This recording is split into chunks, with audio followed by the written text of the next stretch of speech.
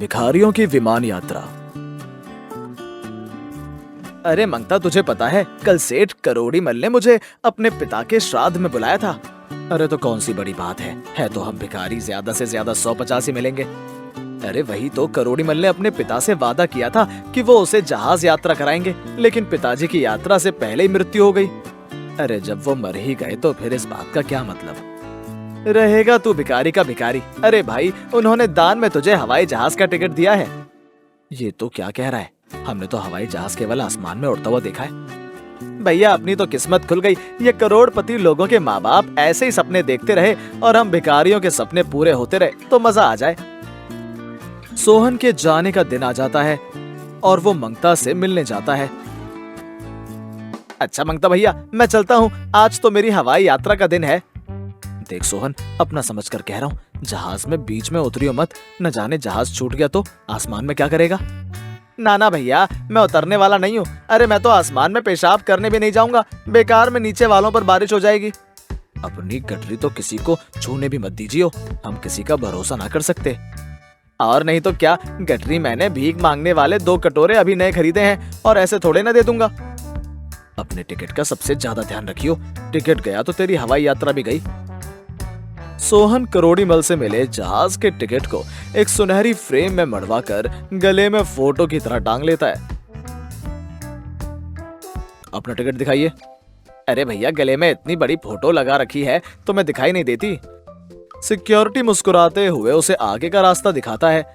पहली बार हवाई अड्डे पर आने के कारण उसे कुछ भी समझ नहीं आ रहा था कि क्या हो रहा है। वो टिकट दिखाने एयर इंडिया के स्टॉल पर जाता है। अरे ये सब लोग अपना सामान इस पट्टी पर काहे रख रहे हैं और पट्टी उन्हें लेकर अंदर चली जा रही है। लगता है जहाज में जाने का यही रास्ता है। सोहन जाकर लगेज जमा करवाने वाली बेल्ट पर बैठ जाता है। अरे आप ही क्या कर रहे हैं? यहाँ पर केवल सामान रखा जाता है। अरे ये भी कोई बात हुई भला, सामान के नाम पर तो केवल ये गठरी है, लेकिन हम अपनी गठरी किसी को नहीं देंगे। ठीक है, आप अपनी गठरी प्लेन में ले जाइए, एक बैग अलाउड है। किसी तरह सोहन हवाई जहाज तक पहुंच जाता है और उसके गेट पर एयर होस्टेस उसको रिसीव करती है। आइए, आपका स्वागत है। ये लड़कियां हमारा स्वागत काहे को कर रही हैं? लगता है सबकी नजर मेरी गठरी पर है। ये आपकी सीट है सर, आप सीट बेल्ट लगा लीजिए और अपना सामान ऊपर रख दीजिए। देखो, तुम हमें गलत समझ रही हो, हम कोई ऐसे वैसे नहीं है, हम अपनी पैंट में बेल्ट लगा कर आए हैं। दूसरी बात, हमारी गठरी के बारे में सोचना बंद कर दो। सोहन के पास बैठा हुआ आदमी उसे समझाता है कि सीट बेल्ट लगाना उसकी सुरक्षा के लिए जरूरी है और अगर वो अपनी गठरी ऊपर नहीं रखेगा तो उसे जहाज से उतार दिया जाएगा। जहाज की उड़ान भरते ही जब सोहन नीचे देखता है तो डर के मारे उसकी पैंट में गुड़गुड़ाहट होने लगती है। भैया जी, हमें तो पैखाना लग गया है, अब हम क्या करें? आप एयर होस्टेस की मदद ले लीजिए, वो आपको बाथरूम तक ले जाएंगी। आपने हमें समझ कर रखा है, हम पैखाने जाने के लिए किसी औरत की मदद लेंगे, हम शरीफ आदमी हैं भैया। सोहन की सीट इमरजेंसी एग्जिट के पास होती है। एयर होस्टेस इमरजेंसी एग्जिट के लिए इंस्ट्रक्शन देने लगती है। ये हुई ना बात, अरे पैखाना भी तो इमरजेंसी होता है। दीदी ने हमें दरवाजा खोलने का रास्ता बता ही दिया, क्या कर खोल देते हैं और आराम से पेट खाली कर देंगे। अरे भैया जी, ऊपर हमारी गठरी रखी है, जरा इसका ध्यान रखिएगा, आपके सिवा तो हमें किसी पर भरोसा ही नहीं है, हम जरा पेट खाली करके आते हैं। सोहन सीधे जाकर इमरजेंसी डोर ओपन कर देता है।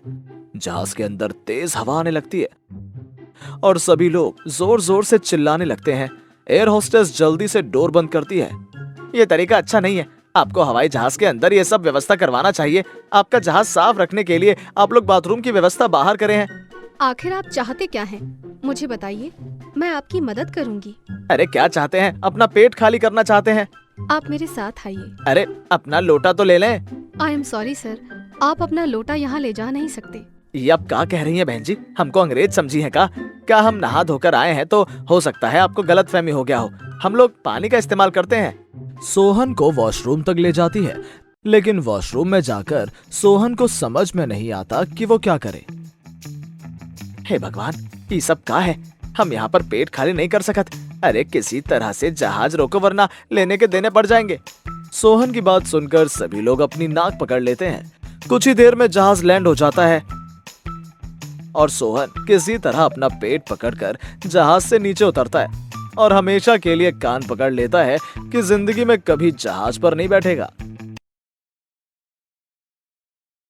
रामपुर गांव में ढुल्लू नाम का एक लड़का रहता था।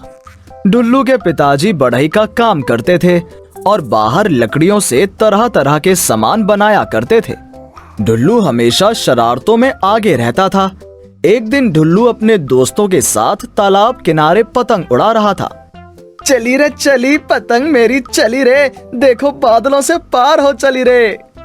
इस बार तू बच नहीं पाएगा, इस बार मैं तेरी पतंग काट कर ही रहूंगा। अरे लालू, आज फिर पतंग लड़ाते हैं, अगर मैं हार गया तो मैं अपनी नई वाली पतंग तुझे दे दूंगा। वाह वाह, क्या बात है, हारने के लिए तैयार हो जाओ फिर। आज तक ढुल्लू किसी से नहीं हारा है, अपन झुकेगा नहीं। लालू और ढुल्लू पतंग लड़ाने लगते हैं। ढुल्लू की पतंग लालू की पतंग को काटने वाली होती है कि वहाँ पर एक खिलौने वाला हेलीकॉप्टर आकर ढुल्लू की पतंग को काट देता है। कट गई ढुल्लू की पतंग कट गई। अरे चुप करो, मेरी पतंग तुमने नहीं काटी है, ये तो इस पंखे वाले गाड़ी की वजह से कटी है। अरे ढुल्लू, तू हमेशा उल्लू ही रहेगा क्या? इसे हेलीकॉप्टर कहते हैं, लेकिन हमारे गांव में ये हेलीकॉप्टर किस माई के लाल के पास आ गया? तभी वहाँ पर मोंटी आ जाता है। मोंटी महंगे कपड़े और काला चश्मा लगाया होता है। वो रिमोट से हेलीकॉप्टर उड़ा रहा होता है। अच्छा, तो ये हेलीकॉप्टर तुम्हारा है? तुमने ही अपने हेलीकॉप्टर से मेरी पतंग काटी है। तुम लोग अभी भी पतंग उड़ाते हो? ये देखो मेरा लेटेस्ट हेलीकॉप्टर, ये रिमोट से चलता है। कौन हो तुम जो हमारे गांव में आकर हमारा ही मजाक उड़ा रहे हो? मैं इस गांव में नया आया हूँ, मेरे पिताजी के पास बहुत पैसा है। ये मेरा एकदम लेटेस्ट टेक्नोलॉजी वाला हेलीकॉप्टर देख रहे हो, मेरे पिताजी ने विदेश से मंगवाया है। चलो हटो यहाँ से, मैं यहाँ पर अपना हेलीकॉप्टर उड़ाऊंगा। मोंटी बहुत ही रईस बाप का बेटा था। उसके पास महंगे महंगे खिलौने और सामान थे। इस बात का फायदा उठाकर मोंटी हमेशा दूसरों के ऊपर रौब जमाया करता था। मोंटी ढुल्लू और लालू को वहाँ से हटाकर वहाँ पर खुद हेलीकॉप्टर उड़ाने लगता है। कल का आया हुआ लड़का हमारे पतंग उड़ाने की जगह हड़प रहा है। मैं तो चला उससे दोस्ती करने, मुझे तो वही हेलीकॉप्टर उड़ाने को मिलेगा। ढुल्लू बिल्कुल अकेला हो जाता है। गांव के सारे लड़के मोंटी के पीछे लग जाते हैं। मोंटी इस बात का फायदा उठाकर उन लड़कों से अपने सारे काम करवा लिया करता था। ये देखकर ढुल्लू को बहुत बुरा लगता है और वो घर जाकर अपने पापा से हेलीकॉप्टर दिलाने की जिद करने लगता है। पापा, मुझे भी हेलीकॉप्टर चाहिए। वो मोंटी अपने हेलीकॉप्टर दिखाकर हम सभी को चिढ़ा रहा है। बेटा, हमारे पास इतने पैसे नहीं है। मैं इस गांव में एक छोटा सा बढ़ई हूँ, मैं इतना महंगा हेलीकॉप्टर कहाँ से लाऊंगा? लेकिन मैं तुम्हारे लिए हूबहू वैसा ही लकड़ी का हेलीकॉप्टर बना सकता हूँ। सच में? फिर तो मैं अपने हेलीकॉप्टर के साथ मोंटी के हेलीकॉप्टर से रेस लगाऊंगा। लल्लन अपने बेटे के लिए हूबहू वैसा ही उड़ने वाला लकड़ी का हेलीकॉप्टर बनाकर तैयार कर देता है। ढुल्लू हेलीकॉप्टर को देखकर बहुत खुश होता है और वो हेलीकॉप्टर को लेकर तालाब के किनारे जाता है। ढुल्लू भी वहाँ पर अपना हेलीकॉप्टर उड़ाने लगता है। ढुल्लू का हेलीकॉप्टर मोंटू के हेलीकॉप्टर से कहीं ज्यादा ऊपर और तेज उड़ने लगता है। अरे, ये किसका हेलीकॉप्टर है जो मेरे हेलीकॉप्टर से भी ऊपर उड़ रहा है? क्यों मोंटी, चौंक गए ना? हिम्मत है तो आकर मेरे हेलीकॉप्टर के साथ रेस लगाओ। रुक, तुझे मैं अभी बताता हूँ।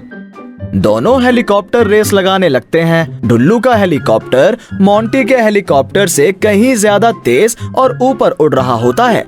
ये देखकर मोंटी को गुस्सा आ जाता है। मोंटी चुपके से एक पत्थर उठाकर ढुल्लू के हेलीकॉप्टर के ऊपर मारता है, जिस वजह से ढुल्लू का हेलीकॉप्टर टूटकर नीचे गिर जाता है। ये देखकर मोंटू और उसके दोस्त हंसने लगते हैं। जा, तेरा हेलीकॉप्टर तो टूट गया, अब क्या रेस लगाएगा? मैं जानता हूँ तुमने ये जानबूझकर किया है। चले जाओ यहाँ से, बड़े आए मुझसे बराबरी करने के लिए।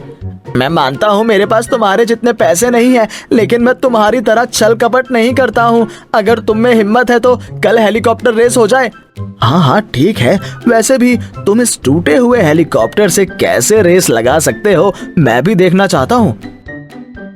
ढुल्लू हेलीकॉप्टर को उठा लेता है और वो अपने पिताजी के पास लेकर जाता है। पिताजी, मेरा ये हेलीकॉप्टर टूट गया, इसे फिर से लगा दीजिए ना। आज मेरे पास वक्त नहीं है, मैं इसे नहीं बना सकता। डुल्लू हेलीकॉप्टर को लेकर वहां से चला जाता है और सोचने लगता है, मैंने तो मोंटू को चैलेंज कर दिया है, अगर कल मैं हेलीकॉप्टर लेकर नहीं गया तो सभी के सामने मेरी नाक कट जाएगी। तभी डुल्लू की नजर सामने बम्बू पर जाती है और वो खुद बम्बू का हेलीकॉप्टर बनाने लग जाता है। बहुत मेहनत के बाद उसके हेलीकॉप्टर बनकर तैयार हो जाता है। अब वो रेस के लिए बिल्कुल तैयार होता है। अब मैं देखता हूँ इस मोंटी को, उसे तो मैं हरा कर ही रहूंगा। अगले दिन हेलीकॉप्टर रेस शुरू हो जाती है। कभी मोंटू का हेलीकॉप्टर आगे तो कभी डुल्लू का हेलीकॉप्टर आगे होता है। डुल्लू का हेलीकॉप्टर दूर हवा में मजे से उड़ रहा होता है। तभी मोंटू का हेलीकॉप्टर एक पेड़ से जाकर टकरा जाता है और वो नीचे गिरकर पूरी तरह से टूट जाता है। अरे ये क्या हो गया, इतना महंगा हेलीकॉप्टर टूट गया। अब तो मेरे पापा मुझे बहुत डांटेंगे। ये हेलीकॉप्टर खास उनके दोस्त ने विदेश से लाकर दिया था। तुम चिंता मत करो, मैं तुम्हारे लिए भी बम्बू का हेलीकॉप्टर बना दूंगा। उसके बाद हम दोनों साथ में हेलीकॉप्टर रेस लगाएंगे। तुम मेरा मजाक उड़ा रहे हो ना, जैसे मैंने तुम्हारा हेलीकॉप्टर टूट जाने पर मजाक उड़ाया था। नहीं नहीं, ऐसा बिल्कुल नहीं है, मैं तुम्हारी तरफ दोस्ती का हाथ बढ़ा रहा हूँ, तुम रो मत। सच में मुझे माफ कर दो, मैंने जानबूझकर तुम्हारा हेलीकॉप्टर तोड़ा था। इसके बाद भी तुम मेरी मदद कर रहे हो। मुझे पता है, दोस्ती में no sorry no thank you. Dullu Monty के लिए भी बम्बू का हेलीकॉप्टर बनाता है। दोनों हेलीकॉप्टर रेस लगाने लगते हैं। वाह, ये हेलीकॉप्टर तो बहुत अच्छा है। ऐसा हेलीकॉप्टर मेरे शहर के दोस्तों को बहुत पसंद आएगा। क्यों ना हम दोनों मिलकर बम्बू हेलीकॉप्टर बनाने का बिजनेस शुरू करें। वाह, ये तो बहुत अच्छा आइडिया है। इससे मेरे पिताजी को भी घर चलाने में आसानी होगी। इसके बाद से डुल्लू बम्बू हेलीकॉप्टर बनाने लगता है और मोंटी उसे शहर में बेचने में मदद करता है। दोनों का बिजनेस बहुत फूलता फलता है और दोनों में पक्की दोस्ती हो जाती है और दोनों खुशी खुशी रहने लगते हैं। हेलो दोस्तों, कैसे हैं आप सब? हमारी कहानियां देखने के लिए हमारे चैनल को सब्सक्राइब कीजिए और हाँ, बेल आइकॉन पर क्लिक करना मत भूलिएगा।